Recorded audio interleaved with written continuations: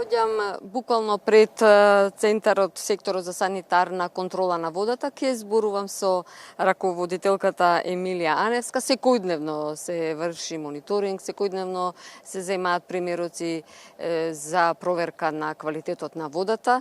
Добро утро. Добро утро и на вас. Добро дојдовте во јавното предпријатие Водовод и канализација, поточно во секторот за санитарна контрола, каде што секојдневно се проверува квалитетот на питката вода.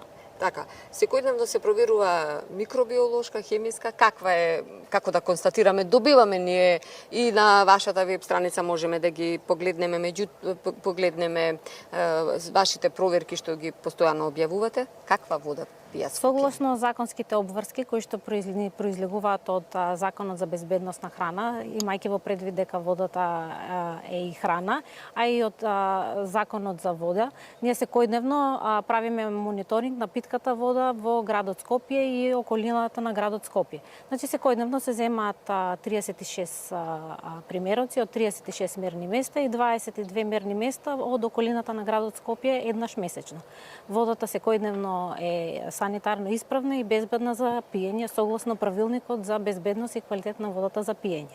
Така, споменавте дека вршите еднаш месечно контрола на водата на околните места, меѓутоа доколку нели секој корисник на вода што може да е од бунар или во било каква форма, која е постапката за да дојдат можеби лично за да ја проверите вие како санитарна служба водата? Значи, имаме едно барање кое што клиентот треба да си го пополни и има основни податоци кои што се внесуваат во тоа барање. За микробиолошката анализа е потребно стерилна амбалажа и во наш совет, во све што е во наш домен, значи вршиме услуга на земање на примероци, поради тоа што сме и акредитирани за земање на примероци, така да може само да се обратат на официјалниот мејл лабораторија Мајмунче Водовод _skopje.com.mk, каде што можат да си ги произнесат нивните барања и ние следствено на тоа одговараме. Се договараме со клиентите, одиме зијаме примероци, испитуваме и на крај клиентот си го добива резултатот. Така, значи треба да се обратат до кај вас и вие ја преземате процедурата. Има едно мислење постојано во јавноста и знаеме да зборуваме и многу има недоверба и многу граѓани користат, купуваат вода флаширана во пластик или во стакло. Сакам да ве прашам, колку е безбедна водата за пиење што поминува низ целосната водоводна мрежа? Значи вака се, градот Скопје се снабдува со вода од изворот Расче и по потреба се дополнува од бунарскиот потек Нерези и Лепенец. Континуирано ние како сектор правиме мониторинг на питката вода, а исправноста на водата го потврдуваме со извршените секојдневни анализи. Дека водата е исправна и безбедна за пиење покажуваат многобројните анализи кои што ги правиме, а годишно ги имаме од прилика 10.000 на број. Така да, имајќи во предвид дека Расче е изворска вода на која што не и треба дополнителен предтретман, туку единствено поради тоа што ни е законска обврска е потребно само хлорирање, односно дезинфекција ради должината на водоводната мрежа, така да слободно можам да кажам дека граѓаните на Скопје можат да спијат безбедно и да континуирано да ја користат водата затоа што е исправна и квалитетна за пиење. Некако и Божи благодат е тоа што имаме водата од Расче. Со самото тоа, значи, можеме да кажеме дека вие и како велиме преферирате да се пие водата од чешма, да не мора некако и тоа и дополнително. Знаете како многу од граѓаните ни се обраќаат и континуирано реагираат во однос на, еве сега ќе кажам, еден од параметрите е тврдината на водата. Водата која што ни доаѓа од Расче е со средна тврдина, е таква каква што е, со постојан хемиски состав,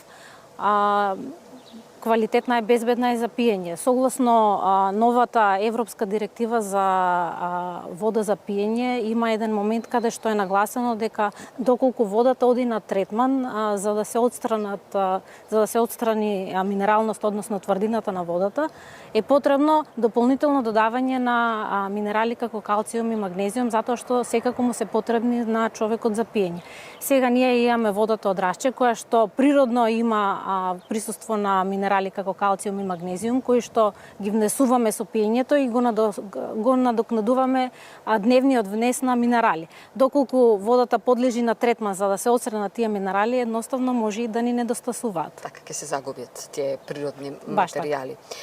Вршите и контрола на подземни води. Каде и на кој начин?